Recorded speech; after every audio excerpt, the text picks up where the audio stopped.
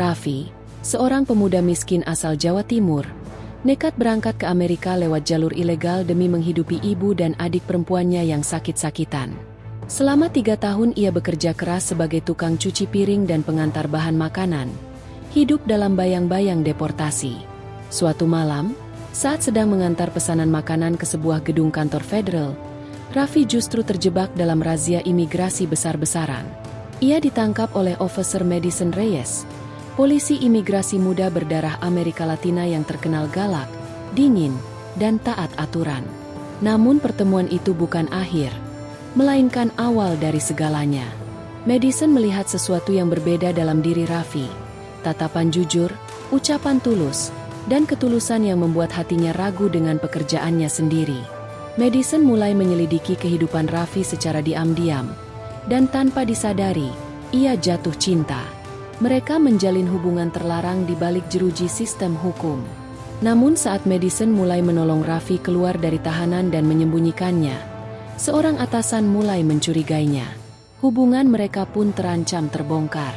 Raffi harus memilih, melarikan diri dan menghilang dari hidup Madison selamanya, atau menyerahkan diri demi menyelamatkan wanita yang ia cintai, walau itu berarti ia akan dipulangkan dan tak bisa kembali lagi ke Amerika. Raffi menarik napas panjang sambil menatap kaca jendela dapur kecil di belakang restoran tempatnya bekerja. Keringat membasahi keningnya, meski AC di ruangan itu cukup dingin. Ia baru saja menyelesaikan shift malamnya sebagai tukang cuci piring di sebuah restoran Korea di pusat Jakarta yang buka 24 jam. Usianya baru 28 tahun, tapi wajahnya terlihat lebih tua dari umurnya. Kehidupan sebagai tenaga kerja ilegal bukanlah jalan yang mudah. Sejak 2 tahun lalu, ia menggunakan KTP palsu untuk bekerja, berharap bisa mengirim uang rutin ke ibunya yang sakit-sakitan di kampung halaman di Banyuwangi. "Raf, tolong antar pesanan ini ke lantai atas. Gedung kantor baru, mereka lagi lembur," kata bosnya. Seorang pria Korea berkepala botak yang biasanya galak tapi malam itu tampak agak lembut. Raffi mengangguk. "Siap, Pak." Ia mengenakan jaket hitamnya, mengambil 2 boks makanan Korea dan menaiki lift menuju lantai 11. Lantai yang digunakan sebagai kantor cabang Direktorat Imigrasi Jakarta untuk kerja lembur malam itu. Raffi tidak tahu itu. Begitu lift terbuka, suasana mencekam menyambutnya. Beberapa petugas berseragam berdiri di depan pintu. Salah satu dari mereka, seorang wanita berambut gelap yang diikat kencang, wajahnya tegas dan matanya tajam, langsung menghampirinya. "Mas, boleh lihat identitas?" tanyanya dengan suara tenang tapi mengandung tekanan. Raffi langsung gugup. Ia tahu situasi ini gawat. Tangan kirinya bergetar saat merogoh dompet, dan ia menyerahkan KTP palsunya. Wanita itu mengambilnya, lalu menatapnya tajam. "Nama asli kamu bukan Haris, kan?" katanya singkat. Raffi menunduk. Ia tidak bisa berkata apa-apa. "Mas, ikut saya sebentar." Dalam hitungan detik, Raffi diborgol. Ia tidak melawan. Ia tahu ini saatnya. Mungkin memang sudah waktunya ia tertangkap. Tapi hatinya mencelos ketika mendengar suara klik borgol mengikat tangannya. Wanita itu, yang belakangan diketahui bernama Officer Madison Reyes, menggiringnya ke ruang kecil yang gelap di ujung lorong. Seorang pria lain berjaga di depan pintu. Di dalam ruangan hanya ada 1 kursi dan meja. Raffi duduk, sementara Madison berdiri memandangi wajahnya. "Kamu sudah berapa lama kerja di sini?" Raffi ragu sejenak. 2 tahun. "Bu, pakai identitas palsu?" "Iya." "Kenapa nekat?" Raffi menggigit bibirnya. Lalu ia menjawab, pelan tapi jelas. "Ibu saya sakit. Kalau saya pulang ke kampung, nggak ada yang bisa biayai berobatnya." Madison menatapnya lama. Biasanya, dia tak pernah goyah dalam menangani kasus imigran ilegal. Tapi kali ini, ada sesuatu yang berbeda. Wajah laki-laki itu tidak menyimpan kebohongan. Bahkan dari awal ia tidak berusaha mengelak atau menyogok. Ia jujur, pasrah. "Berapa umur ibumu?" tanya Madison pelan. 65, Bu. Kena stroke. Tinggal sendirian di rumah." Madison menghela napas. Ia menunduk. lalu berdiri. Kamu akan tetap saya tahan sementara. Tapi saya akan pastikan kamu diperlakukan secara manusiawi. Terima kasih, Bu, jawab Raffi pelan. Malam itu, Raffi tidur di sel kecil yang dingin. Tapi anehnya, ia tak bisa melupakan tatapan mata Madison. Petugas itu terlihat keras di luar, tapi entah kenapa, ia merasa Madison bukan orang sembarangan. Ada sisi manusia yang tersembunyi di balik seragamnya. Keesokan harinya, Madison membuka file tentang Raffi di komputernya. Ia melihat pengiriman uang rutin ke sebuah rekening di Banyuwangi, juga catatan kerja keras Raffi dari satu restoran ke restoran lain. Tidak ada catatan kriminal. Tidak pernah bikin masalah. Ia hanya orang miskin yang mencoba bertahan hidup. Reyes, kamu terlalu lama di kasus ini, tegur atasan Madison, Pak Daniel, sambil lewat. Maaf, Pak. Saya cuma ingin pastikan data lengkap. Jangan terlalu simpati. Kita di sini bukan untuk kasihan. Madison hanya mengangguk, tapi hatinya gelisah. Malam harinya, saat suasana kantor sepi, ia mendekati ruang tahanan dan masuk secara diam-diam. Raffi duduk menyandar di dinding, matanya sayu. Masih belum tidur? Tanya Madison. Raffi tersenyum kecil. Nggak bisa, Bu, banyak yang dipikirin. Madison diam sejenak, lalu ia mendekat, menyerahkan sepotong roti dan sebotol air. Maaf kalau saya kasar tadi malam. Justru saya harusnya minta maaf, Bu. Saya yang salah. Panggil saya Madison aja. Raffi menatap Madison. Untuk pertama kalinya, wanita itu tersenyum. Sebuah senyum kecil, tapi cukup untuk membuat jantungnya berdetak tak karuan. Terima kasih, Madison. Malam itu, percakapan mereka berlangsung lama. Tentang ibu Raffi, tentang masa kecilnya di kampung, tentang cita-citanya dulu ingin jadi guru. Madison mendengarkan semuanya tanpa menginterupsi. Di luar, hujan mulai turun. Tapi di ruangan itu, sebuah kehangatan aneh mulai muncul. Pagi harinya, Madison duduk termenung di meja kerjanya. Ia menyadari perasaan yang seharusnya tidak ada mulai tumbuh. Perasaan yang bisa menghancurkan karirnya. Tapi kenapa justru sekarang ia merasa paling hidup? Sementara itu, Raffi mulai bertanya-tanya. Apakah mungkin seorang seperti dirinya, buronan imigrasi, bisa dicintai oleh wanita seberani Madison? Dan jika iya, berapa lama hubungan itu bisa bertahan sebelum dihancurkan oleh kenyataan? Sudah 3 hari Raffi berada di ruang tahanan sementara kantor imigrasi Jakarta Selatan. Ruangan kecil itu mulai terasa seperti rumah, meski jelas jauh dari nyaman. Kasurnya tipis, temboknya dingin, dan waktu terasa lambat. Tapi setiap malam, detik paling ditunggu Raffi selalu sama, saat pintu terbuka dan Madison datang. Petugas wanita itu tidak seperti rekan-rekannya. Ia tidak pernah membentak, tidak mengintimidasi, dan selalu membawa makanan atau minuman kecil setiap kali datang. Malam ini, Madison datang lagi, duduk di kursi besi di seberang jeruji. Mas Raffi, kamu dulu kuliah ya? Tanyanya pelan. Raffi mengangguk. Iya, cuma sampai semester 5. Nggak bisa lanjut. Biaya. Jurusan apa? Pendidikan bahasa Inggris. Madison mengerutkan kening. Pantes logat bahasa Inggris kamu rapi banget. Kamu ngajar juga di sini. Raffi tersenyum tipis. Dulu sempat ngelesin anak-anak ekspatriat di apartemen. Tapi nggak lama, takut ketahuan status saya. Akhirnya milih kerja di dapur aja. Aman. Madison menatapnya. Ia mencatat semuanya dalam pikirannya. Tidak ada tanda-tanda kriminal dalam hidup laki-laki ini. Ia hanya seorang pejuang hidup yang terjebak dalam sistem yang tidak berpihak. Kalau kamu dipulangkan, apa yang bakal kamu lakuin? Raffi diam cukup lama sebelum menjawab. Nggak tahu. Ibu saya nggak bisa jalan. Rumah kami juga nyaris roboh. Saya cuma takut kalau pulang, malah jadi beban. Jawaban itu membuat hati Madison mencelos. Ia mencoba menutupi rasa simpati yang mulai berubah menjadi rasa lain. Sesuatu yang jauh lebih dalam. Mas Raffi, Saya tahu kamu salah, tapi saya juga tahu kamu bukan penipu. Bukan orang jahat. Raffi menatapnya dalam. Makasih, Bu. Madison. Keduanya tersenyum canggung. Ada jeda dalam pembicaraan mereka, tapi bukan karena kehabisan kata-kata, melainkan karena mereka mulai menyadari ada rasa yang perlahan tumbuh. Keesokan harinya, di kantor, Madison duduk di ruang kerjanya sambil membuka file Raffi di komputer. Ia menelusuri data rekening pengiriman uang ke Indonesia, mencatat frekuensinya, dan mencocokkannya dengan riwayat pekerjaan Raffi. Semuanya konsisten. Ia juga menemukan foto lama Raffi bersama ibunya di desa, mengenakan baju lusuh di depan rumah papan reot. Tak ada rekayasa, tak ada motif kriminal. Semua tampak nyata. Kenapa kamu repot-repot buka file ini lagi, Reyes? Tanya atasan Madison, Pak Daniel, dari pintu. Madison langsung menutup file dan berdiri. Maaf, Pak. Saya hanya pastikan datanya benar sebelum diserahkan ke pusat.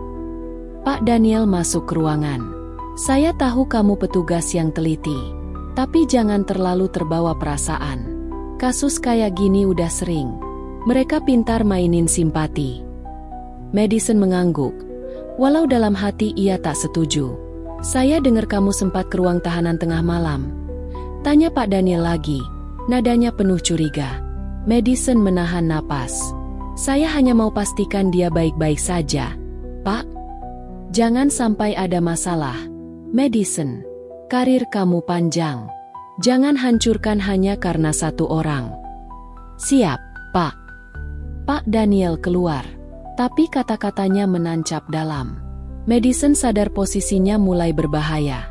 Tapi entah kenapa, semakin dilarang, perasaannya ke Raffi justru makin kuat. Malam harinya, Madison kembali ke ruang tahanan. Tapi kali ini ia lebih hati-hati. Ia membawa buku, dan duduk di seberang jeruji seperti biasa. Mas, kamu bisa bantu saya terjemahin dokumen bahasa Indonesia ke Inggris? Tanyanya sambil menyerahkan lembar kertas. Raffi tertawa kecil. Gak nyangka ditahan masih bisa kerja juga ya? Madison tersenyum. Anggap aja latihan. Raffi membaca dokumen itu pelan-pelan, lalu menjelaskan artinya. Madison mendengarkan sambil mencatat. Percakapan mereka terus berlanjut, tentang bahasa, budaya, keluarga, dan impian-impian yang dulu pernah ada. Di tengah-tengah obrolan, Raffi menatap Madison dengan tatapan ragu. Boleh saya tanya sesuatu yang pribadi? Madison menatap balik. Silakan. Kenapa kamu jadi polisi imigrasi? Kenapa nggak jadi guru atau profesi lain? Madison terdiam sejenak. Ayah saya dulu imigran ilegal juga. Dari Meksiko. Tapi dia diselamatkan oleh seorang petugas imigrasi. Wanita. Yang akhirnya jadi istri keduanya. Dia berubah hidupnya. Jadi warga negara. Dan hidup jujur. Saya tumbuh dengan cerita itu. Dan saya pengin ada di sisi yang benar. Jadi kamu percaya bahwa petugas imigrasi itu bisa menyelamatkan orang, bukan sekadar menangkap? Ya. Jawab Madison pelan. Raffi mengangguk. Berarti saya masih punya harapannya. Mereka tertawa kecil. Tapi tawa itu menyimpan rasa. Madison mulai merasakan sesuatu yang asing tapi hangat. Raffi pun begitu. Ia tahu perasaannya tak pantas. Tapi hatinya tak bisa bohong. 2 hari kemudian, seorang petugas pria membawa Raffi keluar dari sel untuk pemeriksaan data sidik jari. Saat Raffi kembali ke sel, ia mendapati sebuah buku kecil di atas tempat tidurnya. To Kill a Mockingbird, dalam bahasa Inggris. Di halaman pertama, ada tulisan tangan halus. Terima kasih sudah membuat saya percaya lagi bahwa tidak semua orang bersalah karena statusnya. Raffi menggenggam buku itu erat. Tak ada nama lengkap. Tapi ia tahu siapa pengirimnya. Malam itu, ia tidak bisa tidur. Dan ia sadar, untuk pertama kalinya sejak berada di Jakarta, hatinya lebih takut kehilangan wanita itu daripada dideportasi. Di sisi lain, Madison duduk di mobilnya di basement kantor. Hujan deras mengguyur atap mobil. Ia menatap ke depan tanpa berkedip. Tangannya menggenggam kemudi kuat-kuat. Ia tahu ia sedang melanggar aturan. Tapi untuk pertama kalinya dalam hidup, ia ingin melanggar demi alasan yang benar. Namun tanpa sepengetahuan mereka, Pak Daniel mulai mengakses rekaman CCTV kantor. Ia menandai jam-jam saat Madison masuk ke ruang tahanan malam hari. Wajahnya dingin, matanya tajam. Sepertinya kita punya masalah besar di sini. Malam semakin larut ketika Madison berjalan melewati lorong kantor imigrasi. Cahaya lampu redup menemani langkahnya menuju ruang tahanan. Sebagian besar pegawai sudah pulang, hanya beberapa petugas keamanan yang berjaga. Tapi tak ada yang curiga, semua sudah terbiasa melihat Madison bekerja hingga malam. Ia membawa 2 cangkir kopi dan sebungkus roti. Entah sejak kapan ia terbiasa melakukan ini, tapi malam tanpa bicara dengan Raffi terasa sepi. Dalam diam, ada sesuatu yang ia cari, dan hanya Raffi yang bisa menjawabnya. Begitu sampai di depan ruang tahanan, ia membuka pintu dan masuk pelan. Raffi sedang duduk bersandar di dinding, dengan buku kecil di tangan.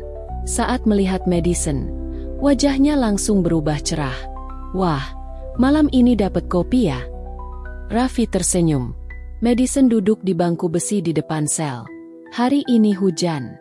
Kamu pasti kedinginan." Raffi menerima kopi itu lewat celah jeruji.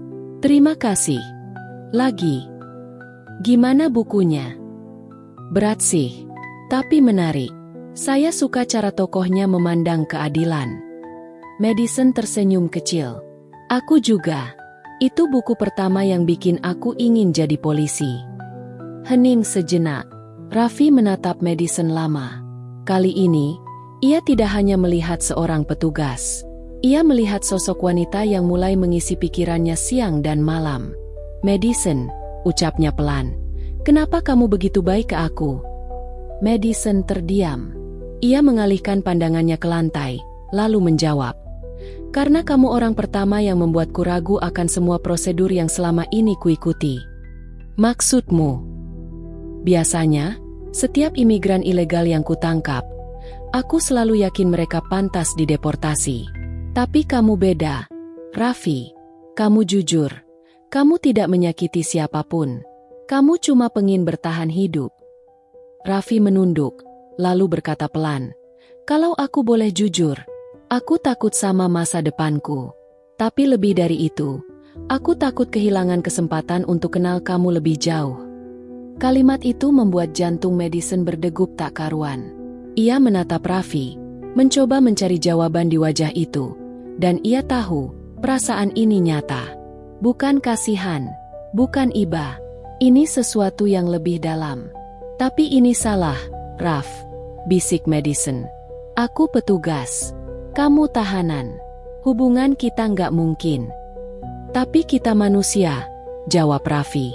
"Dan hati nggak bisa dikendalikan kayak sistem kantor." Madison menunduk. Ia tahu Raffi benar. Tapi benarnya perasaan mereka tidak akan pernah mengubah fakta hukum. Keesokan harinya, Madison dipanggil oleh Pak Daniel. Suara langkah kakinya menggema di koridor lantai 2. Ia berusaha tetap tenang, tapi firasat buruk menyelimuti pikirannya. Saat masuk ruangan, Pak Daniel menatapnya tajam dari balik meja. "Reyes, kamu sering ke ruang tahanan malam hari?" Madison langsung kaku. "Hanya untuk memastikan tahanan aman, Pak." "Sering banget ya? Memastikan? Sampai butuh setengah jam sendiri tiap malam?" Madison terdiam. "Aku lihat rekaman CCTV. Reyes, kamu bukan cuma kunjungan singkat. Kamu duduk di sana, bawa makanan, bahkan kadang ngobrol sambil tertawa." "Pak, saya..." "Jangan bohong. Ini sudah di luar batas profesional." Madison mencoba menahan emosinya. "Saya tahu, Pak, tapi saya tidak menyentuh atau melecehkan wewenang saya. Saya hanya mencoba mengenal siapa dia sebenarnya." Pak Daniel menghela napas panjang. "Saya nggak butuh kamu kenal dia. Saya butuh kamu patuh sama prosedur. Kalau atasan pusat tahu soal ini, kamu bisa diskors. Atau lebih buruk. Jadi, saya harus berhenti peduli, begitu? Bukan tugas kita untuk peduli. Tugas kita menegakkan hukum. Kalau kamu merasa nggak kuat, mungkin kamu lebih cocok pindah bagian. Madison terdiam. Kata-kata itu menghantam hatinya lebih keras dari yang ia duga. Malam itu, untuk pertama kalinya, Madison tidak datang ke ruang tahanan. Raffi menunggu sampai larut malam, tapi pintu tak pernah terbuka. Ia duduk diam, memandangi buku yang dulu diberikan Madison, lalu menatap kosong ke dinding. Dalam diam, ia merasa kehilangan sesuatu yang lebih dari kebebasan, kehadiran Madison. Hari berikutnya, Madison memutuskan untuk tetap profesional. Ia melewati ruang tahanan tanpa menoleh sedikit pun. Tapi dalam hatinya, ia berperang dengan logika dan perasaan. Saat ia masuk ke ruang kerjanya, di atas meja ada surat kecil tanpa nama. Terima kasih karena telah membuat aku merasa bukan sekadar tahanan. Aku ngerti kalau kamu harus menjauh. Tapi tolong jangan lupakan aku. Walau aku cuma orang yang gak punya hak apa-apa. Madison membaca surat itu berkali-kali. Air matanya menetes tanpa bisa ditahan. Ia tahu, ia sudah terlalu dalam. Malam berikutnya, ia kembali ke ruang tahanan. Saat pintu terbuka, Raffi langsung berdiri. Madison, aku minta maaf gak datang kemarin. Gak apa-apa, aku ngerti. Madison menatapnya lekat-lekat. Aku ditegur atasan. Mereka curiga. Kalau terus kayak gini, aku bisa kehilangan pekerjaanku. Raffi menggenggam jeruji, menatapnya dari dekat. Aku nggak ingin kamu hancur karena aku. Kalau harus pergi, aku rela. Tapi aku nggak bisa pura-pura kamu nggak ada. Madison mendekat. Tangannya menyentuh jeruji, berseberangan dengan tangan Raffi. Dalam keheningan malam, mereka tahu mereka tidak akan pernah bisa memiliki dunia yang sama. Tapi dalam hati, mereka sudah saling memiliki sesuatu yang tak bisa direbut siapapun. Rasa. Rasa yang tumbuh bukan dari kemewahan, bukan dari status, tapi dari ketulusan yang saling menyentuh, bahkan di balik jeruji. Namun di luar ruangan, bayangan Pak Daniel berdiri memperhatikan dari ujung lorong, diam-diam. Ia tidak berbicara, hanya mencatat dan menunggu saat yang tepat untuk menjatuhkan hukuman. Madison tahu dia sedang bermain api. Setiap langkah kakinya menuju ruang tahanan malam itu terasa seperti menginjak ranjau yang bisa meledak kapan saja. Tapi entah kenapa, ia tetap datang. Rasa yang tumbuh dalam dirinya terlalu kuat untuk ditekan. Ia bisa mencoba melupakannya di siang hari, tapi malam selalu jadi waktu yang melemahkan pertahanan hatinya. Begitu ia membuka pintu ruang tahanan, Raffi langsung berdiri. Masih datang juga? Suara Raffi pelan, nyaris seperti bisikan. Aku tahu ini salah, jawab Madison, menutup pintu perlahan.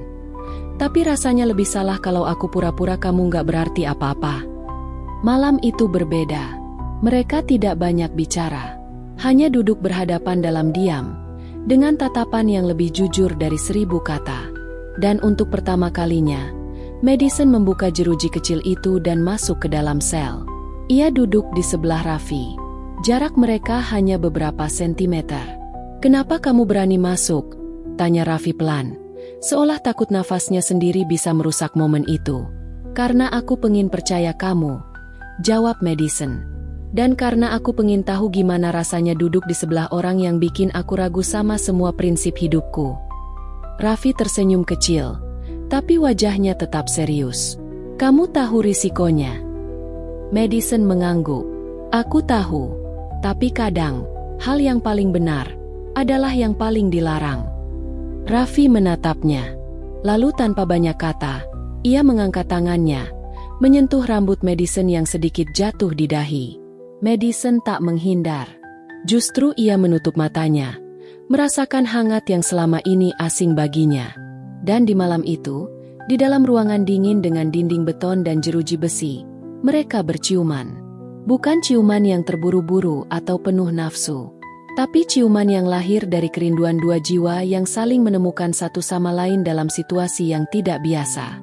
Mereka tahu itu salah, tapi rasa itu terlalu kuat untuk ditahan. Setelah beberapa menit, Madison menarik diri pelan. Wajahnya memerah, Tapi ia tidak menyesal. Aku harus pergi, bisiknya, sebelum orang lain sadar. Raffi hanya mengangguk. Matanya tak lepas dari wajah Madison. Terima kasih. Udah percaya sama aku. Saat Madison pergi, ia menoleh sekali lagi sebelum menutup pintu. Di hatinya, ia tahu, ia sudah melewati batas, dan tidak akan ada jalan kembali. Keesokan harinya, Madison mencoba bersikap seperti biasa. Tapi tatapan-tatapan aneh mulai bermunculan dari beberapa rekan kerja. Ada yang tampak berbisik-bisik. Ada pula yang sengaja memandangi Madison saat ia lewat di lorong. Ia tahu gosip mulai menyebar. Dan benar saja, saat ia sedang mengetik laporan, email dari Pak Daniel masuk ke laptopnya. Isinya hanya satu kalimat. Kita perlu bicara. Sekarang. Di ruangannya, Pak Daniel tampak lebih dingin dari biasanya. Kamu tahu aku selalu percaya sama kamu, Madison, katanya tanpa basa-basi. Tapi apa yang kamu lakukan sudah jauh melewati batas. Madison tetap tenang. Saya minta maaf, Pak. Kamu bukan cuma simpati. Kamu masuk ruang tahanan, duduk di sebelahnya, dan ia menatap Madison tajam. Terlihat sangat dekat. Madison menatap balik. Saya tidak menyangkal. Pak Daniel menekan jari-jarinya ke meja. Ini bisa sampai ke pusat. Dan kalau itu terjadi, kamu bisa diberhentikan tanpa catatan baik. Kalau memang itu risikonya, saya terima. Pak Daniel terdiam. Ia tidak menyangka Madison sekeras kepala ini. Biasanya, anak buahnya ini paling patuh. Tapi kali ini, ada sesuatu yang berbeda. Kenapa dia? Tanya Pak Daniel. Kamu punya karir cemerlang, punya masa depan. Kenapa pilih orang yang bahkan statusnya nggak jelas? Madison menjawab tanpa ragu. Karena dia manusia. Sama kayak saya. Dan saya nggak bisa membohongi diri saya sendiri. Pak Daniel menggeleng. Kamu diberi waktu 3 hari. Setelah itu, tahanan itu harus dipindahkan. Dan kamu akan dicopot dari kasus ini. Madison keluar dari ruangan dengan langkah mantap. Tapi hatinya berat. 3 hari. Setelah itu, semua akan berubah. Malamnya, ia datang lagi ke sel Raffi. Kali ini tanpa membawa makanan atau kopi. Hanya dirinya sendiri dan satu kabar buruk. Aku cuma punya waktu 3 malam lagi sebelum kamu dipindahkan, kata Madison lirih. Raffi terdiam. Ia sudah menduga hari itu akan datang. Tapi tetap saja, kenyataannya pahit. Aku nggak nyesel kenal kamu, Madison. Bahkan kalau semua ini berakhir besok. Ucapnya pelan. Madison duduk di lantai, menyandar di tembok. Raffi duduk di sampingnya, hanya dibatasi oleh jeruji besi. Kalau aku bisa pilih takdirku, aku pengen hidup di dunia di mana kamu bukan polisi, dan aku bukan tahanan. Madison tersenyum miris. Dan kita bisa jalan-jalan di taman, bukan di lorong kantor imigrasi. Raffi mengangguk. Dan ngopi beneran di kafe, bukan dari gelas plastik di sel. Mereka tertawa kecil, tapi di balik tawa itu ada perih yang dalam. Malam itu, mereka duduk diam cukup lama. Tidak banyak bicara. Karena kadang, diam adalah bentuk pengakuan perasaan yang paling jujur. Namun di ruangan pengawas lantai atas, Pak Daniel menyetel ulang rekaman CCTV dari beberapa malam terakhir. Tangannya berhenti saat layar menunjukkan Madison masuk ke sel dan duduk di samping Raffi. Lalu, berhenti lama, sangat lama, terlalu lama untuk disebut prosedural. Ia memutar ulang, membesarkan tampilan, dan melihat ciuman itu. Ia menutup laptop perlahan. Maaf, Madison, kamu sudah kelewat batas. Pagi harinya, surat perintah pemindahan Raffi keluar. Ia harus dipindahkan ke pusat penahanan imigrasi di Bekasi dalam 48 jam. Setelah itu, jadwal deportasi akan ditentukan. Tapi sebelum surat itu sampai ke Madison, seseorang lebih dulu membocorkannya. Teman satu divisi yang diam-diam peduli padanya. Begitu tahu soal pemindahan, Madison panik. Ia menemui Raffi malam itu, membawa selembar kertas. Kamu harus pergi, bisiknya. Raffi menatapnya bingung. Maksudnya? Aku udah bantu ubah sedikit datanya. Malam ini, pintu belakang bisa kamu buka pakai kode yang aku kasih. Kamu bisa kabur. Raffi tertegun. Madison, ini bisa bikin kamu kehilangan segalanya. Aku tahu, tapi lebih baik aku kehilangan pekerjaan daripada kehilangan kamu tanpa bisa ngelakuin apa-apa. Raffi menggenggam tangan Madison dari balik jeruji. Kamu yakin? Madison mengangguk. Ini satu-satunya cara. Raffi menatap Madison dalam. Ia tahu ini gila. Tapi rasa yang tumbuh di antara mereka juga tak masuk akal sejak awal. Mereka hanya dua manusia yang ingin mencintai tanpa dihancurkan sistem. Dan malam itu, saat jam menunjukkan pukul 2 pagi, Raffi berdiri di depan pintu belakang kantor. Tangannya gemetar saat mengetik kode yang diberikan Madison. Beberapa detik kemudian, pintu itu terbuka. Udara malam menyambutnya. Jalan kosong terbentang di depan. Tapi ia tahu, langkah pertama yang ia ambil bisa jadi awal dari petaka besar atau kebebasan yang ia cari selama ini. Raffi duduk di pinggir tempat tidur dengan kepala tertunduk. Di sebelahnya, Madison berdiri dengan tangan menyilang. Raut wajahnya keras tapi matanya tampak khawatir. Apa yang kamu katakan ke supervisor MU? Tanya Raffi, suaranya pelan. Madison menarik napas panjang. Aku bilang kamu sedang dalam penyelidikan lebih lanjut. Tapi aku nggak bisa tahan lama-lama. Raffi, mereka sudah curiga. Raffi memejamkan mata, menahan rasa frustasi yang menumpuk di dadanya. Mungkin sudah saatnya aku menyerahkan diri. Aku nggak mau kamu kehilangan pekerjaanmu karena aku. Madison langsung duduk di sampingnya. Jangan ngomong kayak gitu. Kita pasti bisa cari jalan keluar. Aku bisa bantu cari pengacara imigrasi. Kita bisa ajukan asyum, mungkin. Nggak akan mudah. Aku TKI ilegal. Masuk pakai dokumen palsu. Itu udah kejahatan di mata hukum Amerika. Raffi menatap Madison. Kamu polisi.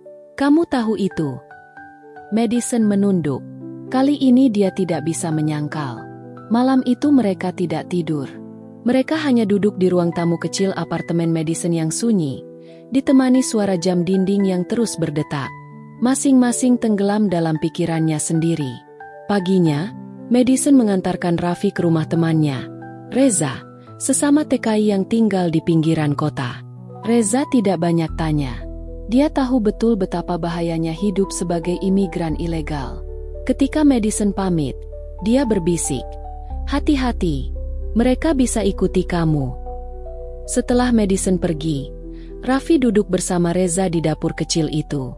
Mereka minum kopi sachet dan rokok kretek yang sengaja dibawa Reza dari Indonesia.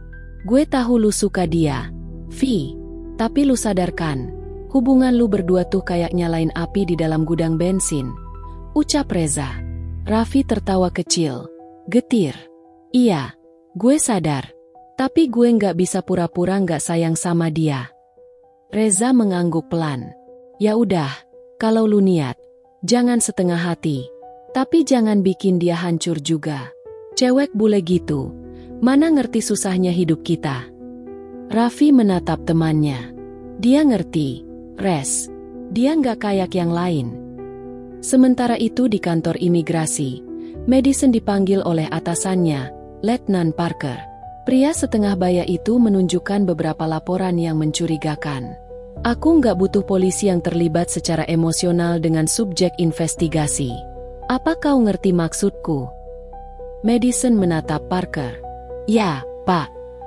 Kalau ada yang perlu kau akui, katakan sekarang sebelum aku dapatkan bukti lebih jauh.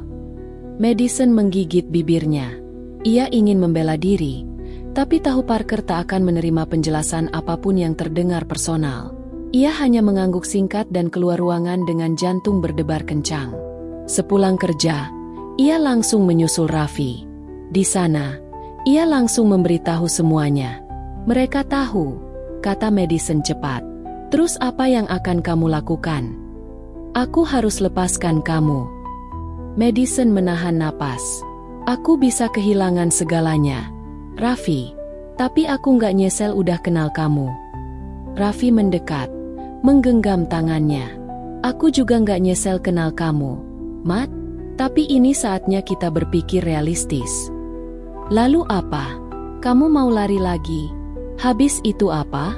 Terus dikejar dan tertangkap di jalan? Raffi menggeleng. Bukan lari. Aku mau pulang. Madison terdiam. Pulang ke Indonesia. Mungkin itu yang terbaik, lanjut Raffi. Madison berbalik. Matanya mulai basah. Kamu tahu aku nggak bisa ikut kamu. Raffi mengangguk. Aku tahu. Hari-hari berikutnya diisi dengan persiapan diam-diam. Madison menyewa pengacara untuk membantu Raffi menyerahkan diri secara resmi, dengan prosedur agar ia bisa dideportasi tanpa dijebloskan ke penjara. Tidak mudah, tapi ada celah jika diserahkan secara sukarela. Namun Letnan Parker bergerak lebih cepat. Suatu malam, saat Raffi sedang sendiri di rumah Reza, pintu digedor keras. Immigration Enforcement. Open the door. Raffi membeku. Ia tahu suara itu. Mereka datang. Ia tidak sempat kabur. Saat pintu dibuka paksa, dua petugas laki-laki langsung menangkapnya, memborgol tangannya dan menyeretnya ke mobil van. Raffi tidak melawan. Di dalam van, salah satu petugas menerima telepon. Ya, Pak. Kami dapatkan subjeknya. Akan kami bawa ke pusat penahanan.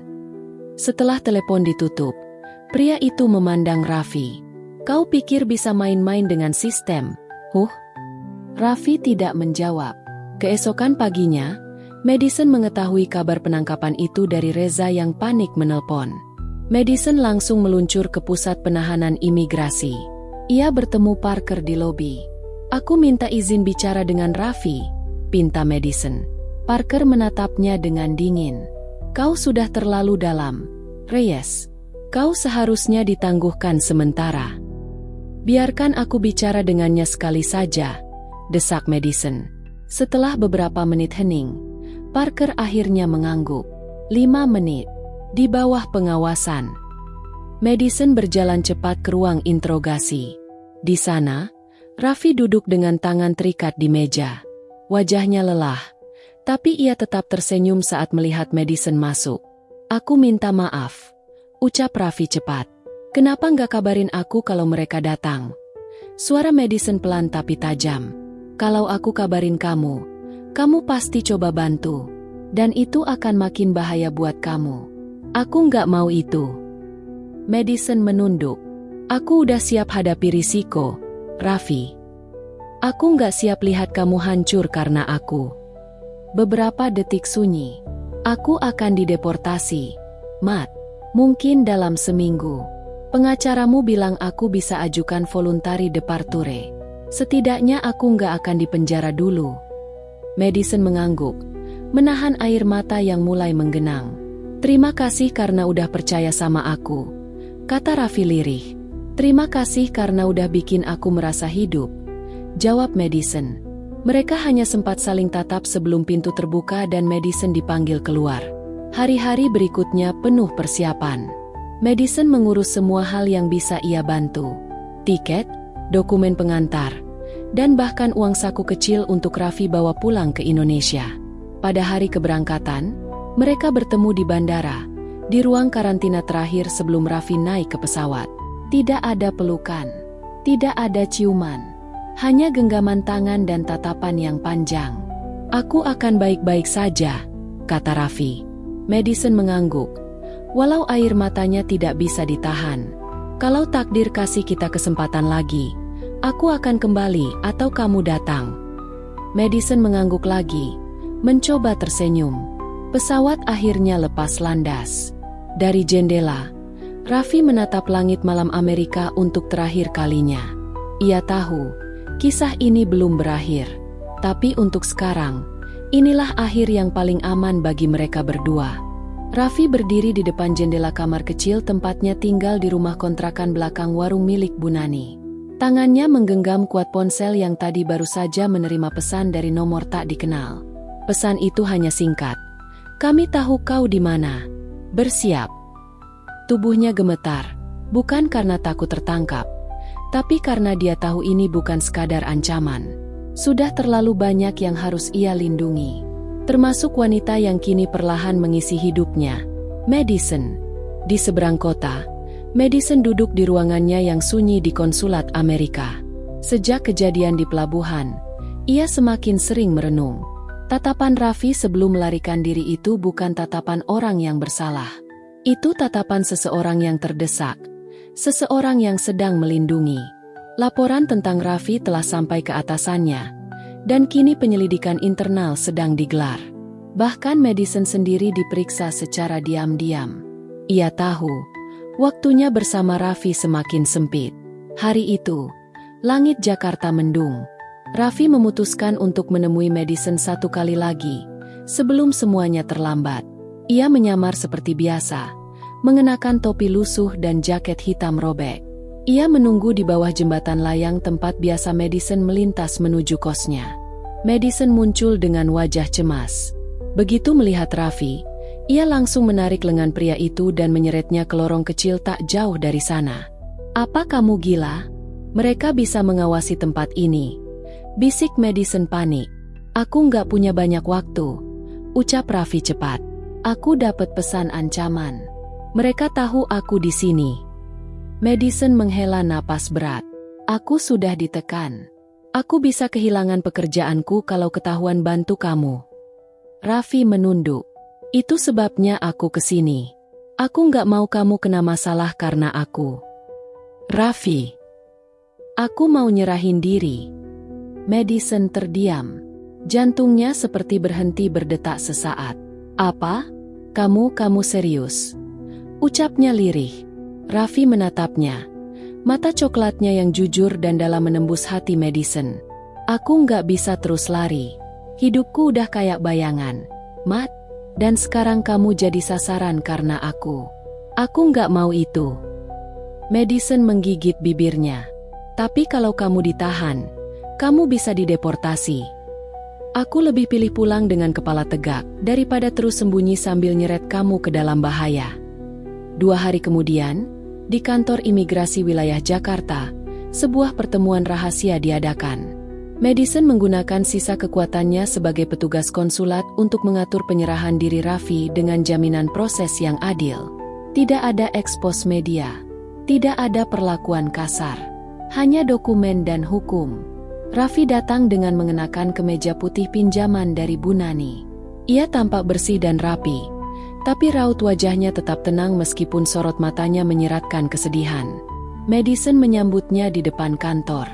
Ia tampak berbeda hari itu, mengenakan baju sipil, rambut diikat sederhana, tapi matanya sembab.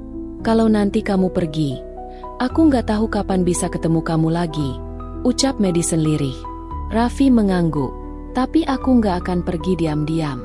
Aku bakal bikin kamu bangga suatu hari nanti. Mungkin aku balik ke sini, tapi legal, dengan izin kerja, dan mungkin izin buat nemuin kamu lagi." Madison tersenyum getir. "Aku tunggu hari itu, Raffi." Proses hukum berjalan. Raffi dinyatakan sebagai pelanggar imigrasi dan harus dideportasi dalam 2 minggu. Tapi berkat upaya Madison, ia tidak dipenjara atau dipermalukan. Bahkan ada bantuan kecil untuk memastikan dia bisa kembali ke Indonesia dengan aman. Hari terakhir sebelum keberangkatannya, Madison datang ke bandara. Mereka duduk berdua di bangku ruang tunggu keberangkatan internasional. "Kamu punya keluarga yang baik di kampung. Jaga mereka," ujar Madison sambil menyentuh tangan Raffi perlahan. "Dan kamu, jaga hati kamu. Jangan kasih ke sembarang orang," balas Raffi. Mereka tertawa kecil.